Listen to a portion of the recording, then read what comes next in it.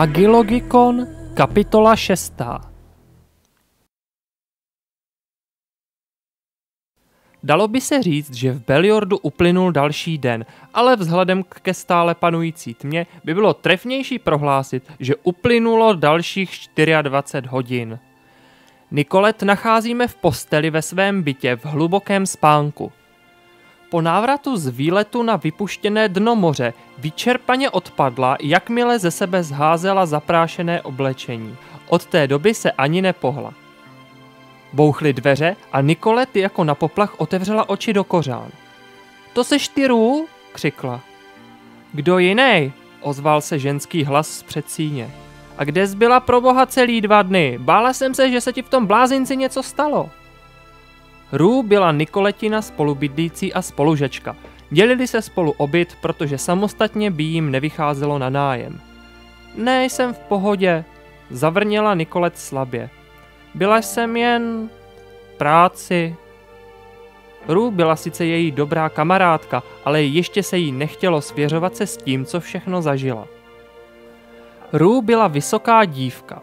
A když říkám vysoká, tak myslím vysoká. Pravděpodobně přesahovala 190 cm. Nosila delší rovné hnědé vlasy a silný make-up. Byla to umělkyně zaměřená na vodu a tato elementární podobnost a fakt, že měly obě dívky poněkud větší pozadí, je na začátku jejich společné školní dráhy stmelil dohromady. Sedla si k ní na postel a nakrčila nos. Cítím, že šetříš vodou. To je dobře. V jistém slova smyslu. Byla jsem hrozně unavená, vymlouvala se Nicolette. Říkám, že je to správně. Nejspíš budem stejně moc brzo čekat nějakou vyhlášku o šetření s vodou. Co je s vodou? Nechápala Nicolette, která byla ještě v polospánku. Měli jsme teďka v práci poradu. To zemětřesení nás odtrhlo od většiny přírodních zdrojů vody. Většina města teďka jede na krizové zásoby. Nicolette se v posteli vyškrábala do sedě. Ano, ovšem, Rue mluví o své práci. Jakožto umělec se zaměřením na vodu pracovala v čističce. Když se vzneslo, tedy když ona vznesla město, logicky se muselo odtrhnout od všech podzemních pump. Dávalo to smysl. Rue musela být jedna z prvních, kteří nedostatek vody řešili. Nicolette v posteli jemně zasténala. Situace se očividně dál a dál horšila. A co s tím budete dělat? To já netuším, pokrčila Rue rameny. To řeší nadřízení. Tak to doufám, že to vyřeší brzo. Zrovna teď bych si sprchu dala. Nemůžeš mi vyčarovat kýbl vody? No to ti kašlu, odsekla Rue. Jsou úplně vyřízená. Navíc zásoby by měly prý tak měsíc vydržet. Jestli není poškozený vodovod, tak voda poteče. Rue vstala, zházela ze sebe spěšně svoji pracovní uniformu a nakopala ji do kouta. Poté sebou praštila do své postele. Zhasni, až půjdeš pryč, jo? Broukla na Nicolette skrze polštář.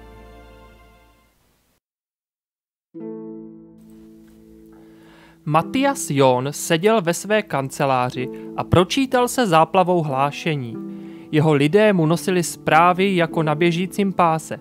Už dokonce strčil pod dveře zarážku, aby zůstaly otevřené, jak často s nimi někdo bouchal. V jeho hlavě se pomalu začínala rýsovat docela přesná představa o celé situaci. Rozhodně mu čím dál víc docházelo, že to nejhorší teprve přijde. Dočítal se o zásobách, které se zatím ještě netenčí, ale které prostě není jak doplnit. Takže až ta situace nedostatku nastane, a jakože určitě nastane, bude aktuálně neřešitelná. Jeho kolegové z konklávy teď musí projevit pořádnou dávku ducha přítomnosti a vymyslet účinná protiopatření, než se vše zvrtne. Do kanceláře vpadl další podřízený. Nenesl žádné lejstro, jen se postavil do pozoru a zasalutoval. Hlášení, broukl John, aniž by zvedl hlavu od papíru. Moneta Faris Garbová je při vědomí, pane. Přesunuli jsme ji do cely podle rozkazu. Na to voják. Výborně, zpozorněl velitel rozvědky a papír odložil. Vemte mě za ní. Moneta ležela ve vězeňské cele na špinavé matraci. Již to nebyla ta nepostižitelně dokonalá čarodějka, jakou si ji pamatovala Nicolette. Měla mokré rozcuchané vlasy od toho, jak z ní smyli v nemocnici hadicí špínu a teď byla oblečená do typického vězeňského pruhovaného munduru. Stále jí bylo hrozně špatně z dekompresní nemoce, ale již byla při vědomí a tudíž mimo akutní nebezpečí.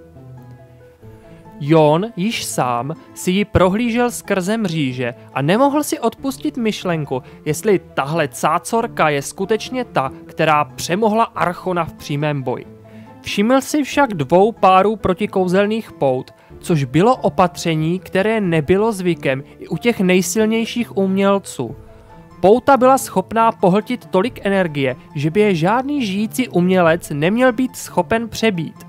Jestli Heparius Avo trval na zdvojení bezpečnostních opatření, měl by ji i on brát vážně. Moneta Faris Garbová promluvil na ní. Ta však nepohnula ani svalem, jen slabě odpověděla. Pánové se představují první. Jon její poznámku ignoroval a hned přešel k věci. Nyní mi odpovíte na mé otázky a ve vašem vlastním zájmu spolupracujte. Já jsem sice tady ten tak říkajíce hodnej polda, ale i když jsem sám, můžu kdykoliv zavolat armádu zlých poldů, co se již nebudou ptát slušně, rozumíme si? Však se ptej, chlapče, vydechla Moneta stěžka a stále se na svém lůžku nepohnula, jen zpříma hleděla do stropu. Proč jste zabila Archona di Tyrnicha? Protože mi stál v cestě. Další otázka? Proč jste unesla Nicolette Tiamínu a vůbec se snažila dostat na vrcholek věže? Nicolette Tiamína, to je ta malá prdelatá holčička se zemním elementem, že? Tu jsem potřebovala, abych zachránila celý tohle nemožný město. Nemáte vůbec za co, mimochodem. Jon si pomyslel, že tohle přiznání potvrzuje teorii o tom, že je Moneta ve skutečnosti zachránkyní. Dobrá, poněkud podivným druhem zachránkyně, ale přesto. Takže vy jste čekala, že tahle katastrofa přijde, ano? Ano, tak trochu, připustila Moneta. A jak jste to věděla? To je na delší povídání, na který nemám vzduch, odsekla arogantně. Však já nikam nespěchám, odvětil Jon nezrovna pravdivě a k mřížím si přisunul hlídačovu židli. Povídejte, jak budete moct. Moneta si chraplavě povzdechla, se vší námahou se vyškrábala do sedě a pohlédla si s Jonem do očí. I když jinak vypadala prabídně, její pohled byl ostrý a jaksi nebezpečný. Netuším, kdy a kde to všechno začalo, a tak asi nejdřív zmíním svého otce. Pustila se do vyprávění. Cyrus Faris Garba? Ujišťoval se Jon. Moneta přikývla, jako by šlo o tu nejběžnější věc na světě, že je váš otec živoucí legenda. To už jsem byla dospělá, když přišel s tím, že se magický potenciál na trojsvětí vytrácí. Já jsem se o to moc nezajímala, ale on tím byl jakoby posedlej. Pořád mlel něco o porušené rovnováze a podobně. Tvrdil, že za to může on, když s Maja a tetičkou Hannelane naklonili měsíc. Matias Jon se musel sakra přemáhat, aby udržel vážnou tvář. Moneta mluvila o událostech, uvedených v prastaré elfí legendě, jako o něčem, co se stalo v rodinném kruhu. Nakonec jsem mu chvíli s tím výzkumem pomáhala, ale přišlo mi, že se mě spíš snažil zasvětit do výsledku, protože pak zmizel. Váš otec zmizel? Ujišťoval se Jon. Naprosto, přisvědčila Moneta. Nemám sebe menší tušení, proč ani kam. Dobrá, zamračil se Jon. Tohle ale nijak nevysvětluje tu katastrofu. Došlo k něčemu jako zlomovému bodu, vysvětlovala dál Moneta. Bydlela jsem zrovna nad souostrovím Alky a viděla jsem, že Isla Cita byla velmi vážně obléhána. Bytosti zlá získaly nad dobrem natolik navrch, že dobili hlavní město dobra. Dokonce se jim nějak podařilo zneškodnit nejvyšší dobro. Jon téhle části nerozuměl. O souostroví Alky samozřejmě slyšel, ale to se nacházelo od Beliordu přes polovinu světa. Prý to nebylo příjemné místo k životu kvůli těm neustálým bojům dobra se zlem. O něčem jako nejvyšším dobru ale v životě neslyšel. Dobrá, ale co to teda znamená? Seš ty vůbec čaroděj, když takovým věcem nerozumíš? Odfrkla si Moneta pohrdavě. Jsem umělec, odsekl jí. A taky ten, kdo tu klade otázky. Takže? Nejvyšší dobro a nejvyšší zlo reprezentují svoji, řekněme, frakci. A ty frakce reprezentují rovnováhu a rovnováha stojí za kouzly nad trojsvětí. Když se z toho něco poruší, ovlivní to celkový stav. A eliminace nejvyššího dobra, to je jako by se jeden podpůrný pilíř odstranil. Došlo k rapidnímu poklesu kouzelného potenciálu a ten zapříčinil tu katastrofu. Vysvětlovala dál Moneta, jak si myslela, že to bude nejsrozumitelnější. A víte, co se teda stalo doopravdy?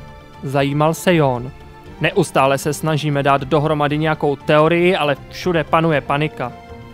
Hehe, uchechtla se jízlivě Moneta a obličej jí zalil zle pobavený úšklebek. Troufám si tvrdit, že ta nejhorší možnost, co předpovídal táta.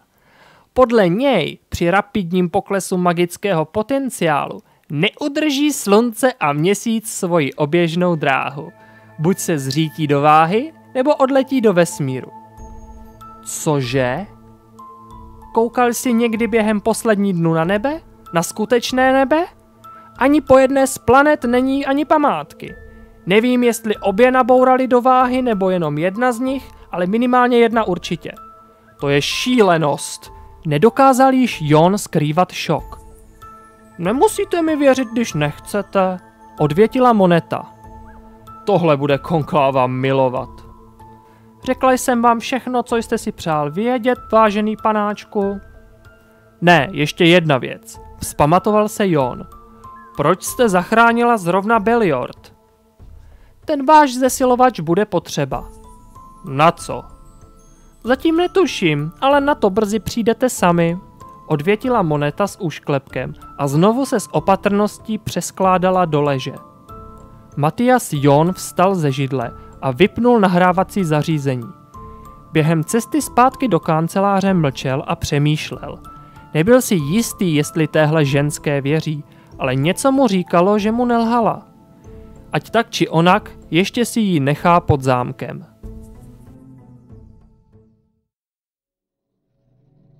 Nyní si trošku zacestujeme. Zvedneme svůj zrak z Beliordu a přesuneme ho o pěkných pár tisíc kilometrů po středu na místo, kde ještě nedávno ležel Isla Amal, jeden z ostrovů souostroví Álky. I zde zanechala katastrofa podobně zničenou krajinu, jako v okolí Beliordu. Zde se kdysi rozkládalo travnaté říční údolí a v dáli hory, ale teď pustina a prašná smršť. V této pustině uprostřed zdánlivě ničeho si sedí na nohách elfka a nachází se v podivném tranzu. My už ji známe jako Procelu. Pojďme si ji tentokrát pořádně prohlédnout, protože věřím, že mezi vámi posluchači bude plno takových, kterým se bude zamlouvat. Procela je elfka s tělesněním ženské přitažlivosti. Je vyššího vzrůstu, ale ne zase příliš jako třeba Rů. Každá její část těla je v té správné velikosti, že by i ten nejnáročnější kritik nemohl říct půl slova. A možná snad jen až na delší špičaté uši, bez kterých by žádný elf nemohl být elfem. Co by však opravdu upoutalo náš zrak, je fakt, že je úplně nahá. Silný vítr jí očividně v její kouzelné meditaci nijak nerušil. Vlasy měla podivně zbarvené do leskle ocelově šedé a poeta by mohl říct, že až stříbrné barvy. Vlály jí podivně nezávisle na větru, a to způsobem, jako by se vlnily pod vodou. Její oči v tuto chvíli plály bílým světlem. Teď však se svým kouzlem přestala a oči jí zhasly do normální světle šedé. Se zamračením se postavila a to si již kryla podrážděně obličej před vířícím pískem.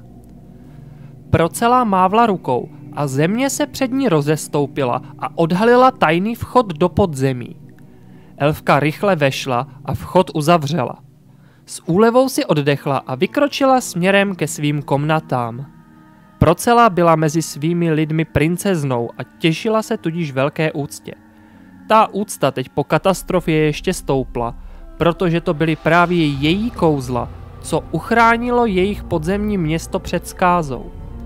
Město, o kterém je tu řeč, je oficiálním elfským kapitolem. Říká se mu Ergonoriko a jde o komplex přírodních a umělých jeskyních domů, v nich si elfky vytesaly svoje obydlí do stěn a okolních monumentálních krápníků. Před katastrofou bylo z dobré poloviny okupováno lidmi, ale teď po ní si elfky úspěšně brali zpět, co jejich jest. Procela došla domů a tam ji uvítalo poklonou několik jejich služebných. I oni chodili úplně nahé, ale jinak se od své paní velmi lišily. Tyhle elfky měly barvu kůže tmavou a jakoby až do fialova. Vlasy měly tmavě hnědé. Ve vzhledu byly podstatně klasičtější exempláře svého druhu než Procela. Ta se dala ve skutečnosti nazvat albínem.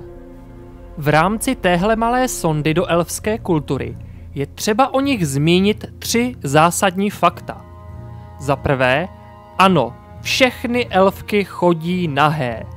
Za druhé, možná jste si toho již všimli, že celou rasu referují pouze jako elfky, takže ano, jsou jen elfové ženského pohlaví. A za třetí, až se může zdát svůdná představa rasy plné nahých krásek, věřte, že poslední, co byste si přáli, je se s nimi setkat. Rasa elfek disponuje zvláštním smyslem, který by se dal nejlépe nazvat jako antiempatie. Ne prosím antipatie, to je jen obyčejná neschopnost soucítit. Ale antiempatie je schopnost soucítit, ale na ruby. Elfky cítí utrpení ostatních kolem sebe jako slastný pocit. Pokud byste se někdy dostali elfkám do spáru, pravděpodobně vám budou pomalu lámat všechny kosti v těle a užívat si, jak je to příjemné. Ty bestie jsou konec konců zástupci těch zlých ras. Možná vás teď, po tom, co jsem vám o nich pověděl, bude připadat podivné, že sotva se Procela zavřela do své komnaty, začala si dělat starosti o svůj lid. Stoupla si před zrcadlo a služebná jí začala vyčesávat písek z hlavy. Procela se u toho neustále mračila a přemýšlela o podobných problémech, jako řešil Beliord. Voda jim dál ku podivu tekla podzemními řekami, i když hlavní přítok z povrchu, řeka Ergo, zmizela. Bohužel měli mnohem větší problém s jídlem. V podzemí se dají pěstovat jen houby a chovat krysy. Ergonoriko bylo vždy závislé na importu z povrchu, ale teď bez světla nemohlo na povrchu nic vyrůst. S takovou by mohl brzy začít hladomor. To jí trápilo a do toho ještě byla poslána do Beliordu zkontrolovat Arče. To znamenalo jít mezi lidi a to znamenalo se obléct. Procela dokončila svůj účes. Vlasy měla bohaté a nadýchané, afinu nosila načesanou dozadu středem hlavy. Vrhla znechucený pohled na dveře od šatníku. Ano, jsem si vědom toho paradoxu, že ženská nesnáší oblečení. Elfky už jsou ale takové. Móda lidí a vůbec všech ostatních ras jí nic neříkala. Její služebná jí však pomohla vybrat ze zásoby něco vhodného. Šlo o přiléhavé béžové kalhoty, černé kozačky, bílou blůzu a tmavě hnědý kabát se širokou kapucí, pod kterou mohla schovat své dlouhé uši a která jí měla chránit před pískem. Díky tomu, jak byla světlá, dokázala mezi lidi zapadnout lépe než kterákoliv z jejich příbuzných. Nespokojeně se v oblečení ošívala, když odcházela. Zavolala si ještě svoji zástupkyni, které svěřila zprávu nad městem, než se vrátí. Poté se vrátila zpět na povrch, opět usedla do stejného posedu, jako když jsme ji poprvé zastihli. Mezi jejím tělem a zemí začaly probíjet malé elektrické výboje. Pak do ní z nebe udeřil blesk. Po Proceli nezbyla ani památka.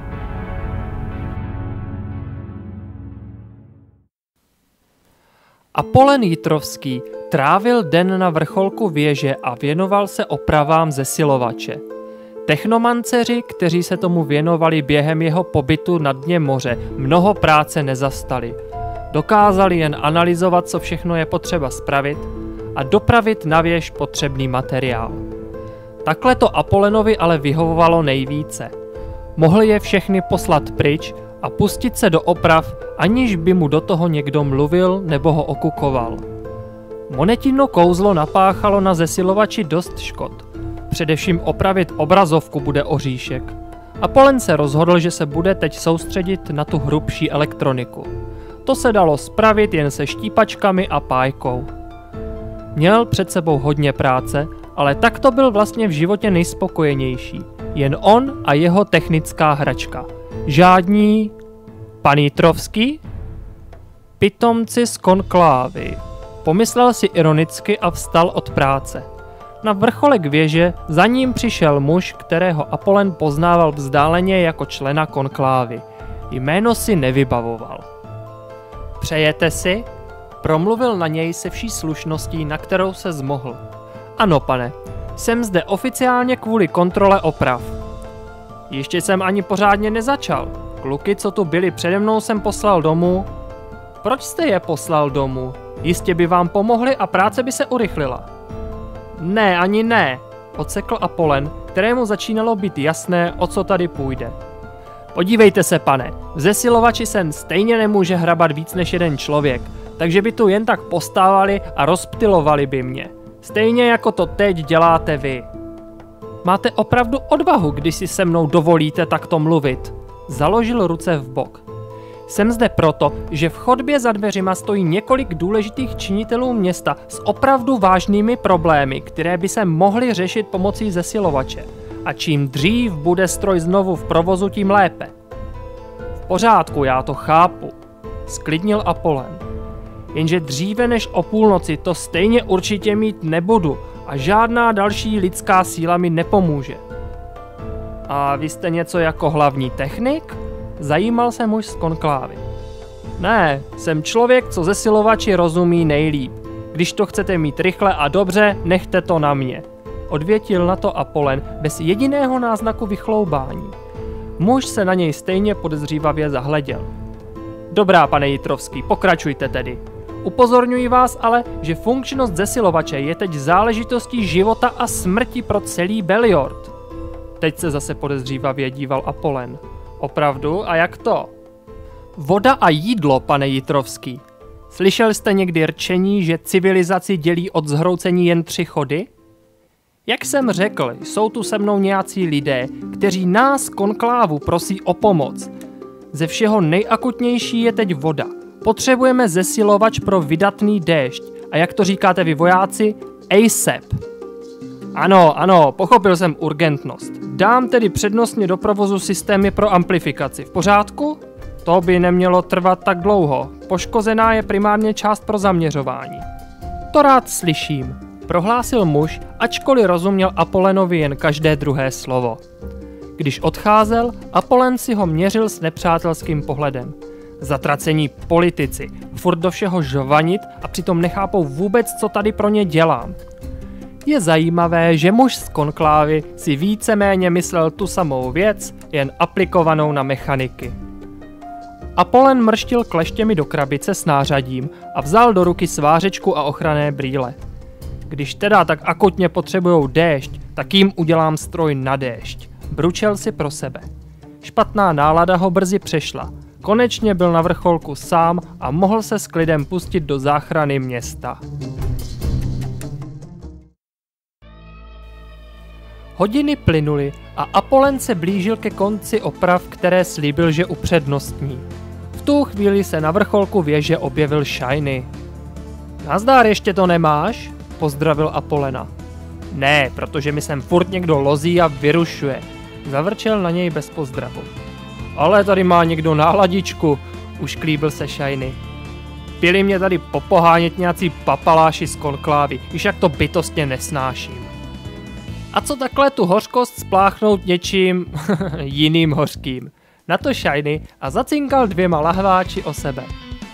To beru, Na to Apollon a vzhlédl od práce. Zachraňování města může mít 5 minut přestávku. Shiny zkušeně otevřel obě piva šroubovákem a jedno podal Apollonovi. Tak ty tady zachraňuješ město, jo? Údajně. Přisvědčil a napil se. Chtějí zesilovač k vyvolání deště. Prý je nedostatek vody nebo co. V tu chvíli se zablesklo a okamžitě zazněl hrom. Ty vole, to bylo blízko, poznamenal Shiny. No vidíš, ono ještě bude pršet přirozeně, tak co se tady nervuju? Přesně tak, na zdraví. Ty Shiny, už proběhl ten výslech té monety? Zajímal se Apollon. Jo, ale nebyl jsem u něj, odpověděl Shiny mírně mrzutě. Co? Proč? Nevím, ale Jon ji vyslechl sám. Výpověď je tajná. Do prdele, zase nás z toho vyšoupli. Taky mě to štve. Doufal jsem, že se něco dovím. V tomto duchu vedli debatu, než vypili pivo. Apollon se pak vrátil k práci. Vzhledem k tomu, že už však měl skoro hotovo, netrvalo mu dlouho, než si byl jist, že může stroj vyzkoušet. Shiny, chceš to testnout? Jasně, proč ne? Pokrčil jeho kolega rameny a sedl si do potrhaného křesla, které ještě nebylo vyměněno. A místo tohodle namontuj něco koženýho. Zavrtěl se v něm Shiny nespokojeně. Apollon nastavil na zesilovači vše potřebné a pokynul mu.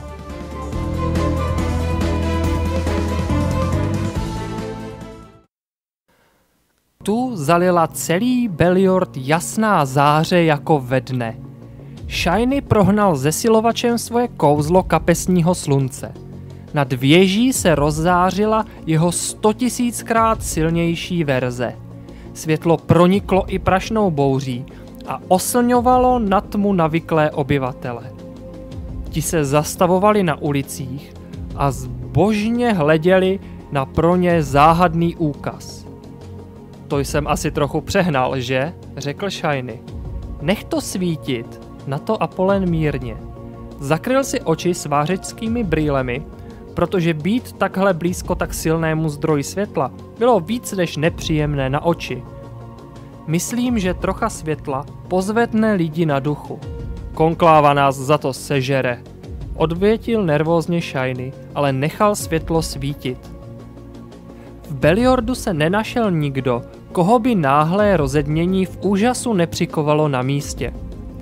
Strašák Zek a Neros, kteří se v tu dobu chystali jít spát, se mačkali v okně pokoje a hleděli. Páni, bylo jediné, na co se Zek zmohl. Strašák se usmíval a Neros si myslel, že najednou vše nevypadá tak černě, že by se věci začaly vracet do normálu. Nicolette a Rue také pozorovali úkaz z okna. Rue se viditelně leskly oči dojetím. Nicolette si naproti tomu všimla, že světelná koule visí nad věží a tak jí rychle došlo, co se asi tak mohlo dít. Pomyslela si, že ten Shiny je vážně frajer.